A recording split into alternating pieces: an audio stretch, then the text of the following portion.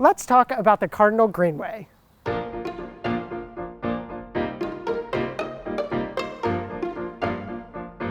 I'm standing here at one of the trailheads on the Cardinal Greenway in Muncie, Indiana. This trailhead in particular is located on Weiser Street, not far from the university where this show is produced. And as lush, relaxing, and quite long as this trail is, it's also not alone. In fact, if you're living in America, especially the eastern part, then there's a pretty good chance you have something quite like this not far from you. See, the Cardinal Greenway is something called a rail trail. Simply put, that is a formerly abandoned railroad that was restored and converted into a recreational trail. And this idea of restoration has become really popular in recent years, leading to some truly massive undertakings. Trails like the Monon and B&O are well known in Indiana, but there is a vast network of rail trails spreading all across the country.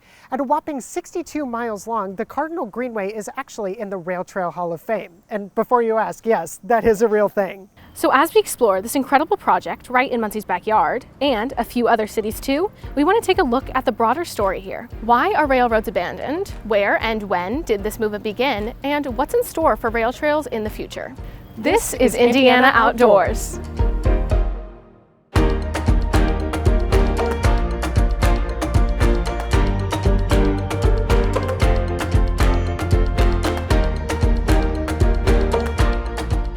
America's railways have many issues, not the least of which is their abandonment. In fact, it's become such a problem over the years that there's an entire website dedicated to it.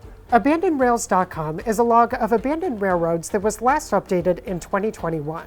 Although they don't have an exact count of how many miles of track are abandoned, the over 1,700 reports submitted to the site indicate that number is well into the thousands. There was a time when railroads were a large part of travel and commerce in the United States. But as companies grew and consolidated over time, what we ended up with was a little bit of a shuffling in terms of who gets what railroads get used, and which ones get abandoned. It starts with the Chesapeake and Ohio Railroad, often shortened to C&O. Throughout the late 1800s, the C&O Railway grew, connecting many cities and serving 9 different states throughout the course of its operation. In 1901, the Cincinnati, Richmond, and Muncie Railroad built this station here at 700 East Weiser Street, primarily for passenger service. In 1910, the C&O acquired it, where it would often be used for passengers going from Chicago to Cincinnati. However, as the mid-1900s approached, the mergers began. The CRM line, which built the Weiser Street station, ended service in 1949. C&O merged with the Baltimore and Ohio and Western Maryland systems, which then merged with the Seaboard system. As the mergers continued, not just in Indiana, but all across the country, what used to be the Seaboard system became the railway giant we know today as CSX. So what does that mean for lines like the CRM? As railways merged and rerouted, some tracks were just no longer needed. That was the case here in Muncie, and the CRM, like many other railways, became fully abandoned by the late 1980s. But it wouldn't stay that way for long.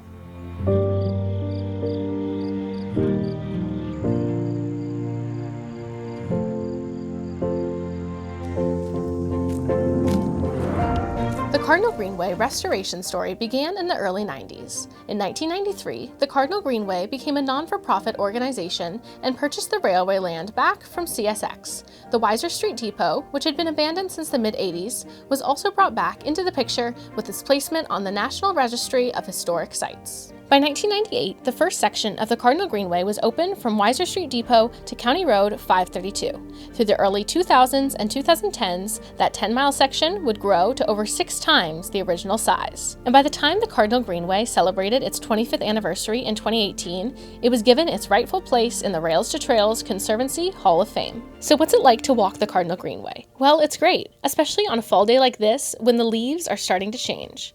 The nice part of the Cardinal Greenway is that there's lots of different places to go.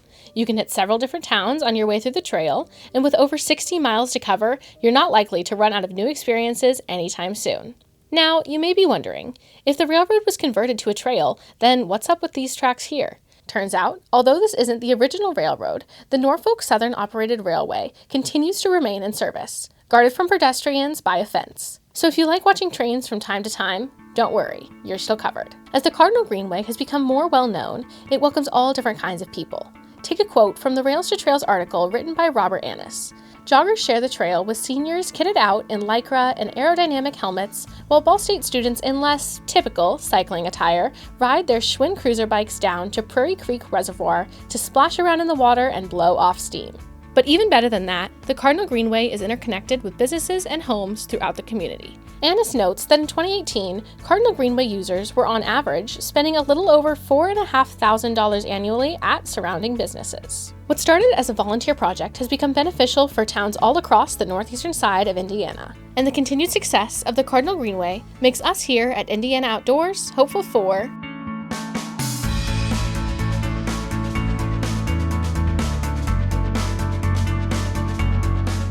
Back when the Cardinal Greenway first broke ground, the rail trail movement wasn't really like what it is today.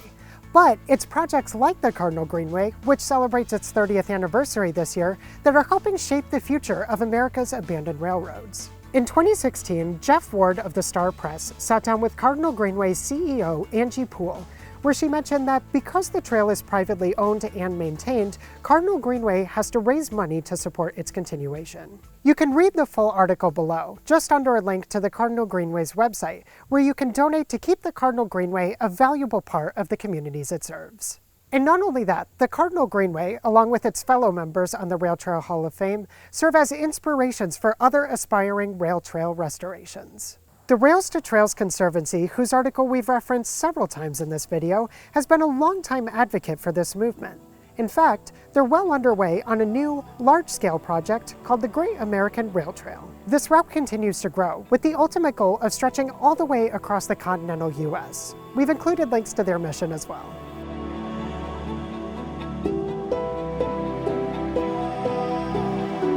The consistent merging of America's railway companies has led to thousands of miles of railroads becoming abandoned. But projects like the Cardinal Greenway show that it doesn't need to be that way. There's still much to do across the country, but the Cardinal Greenway is a perfect example of how we can breathe a new life into decaying infrastructure.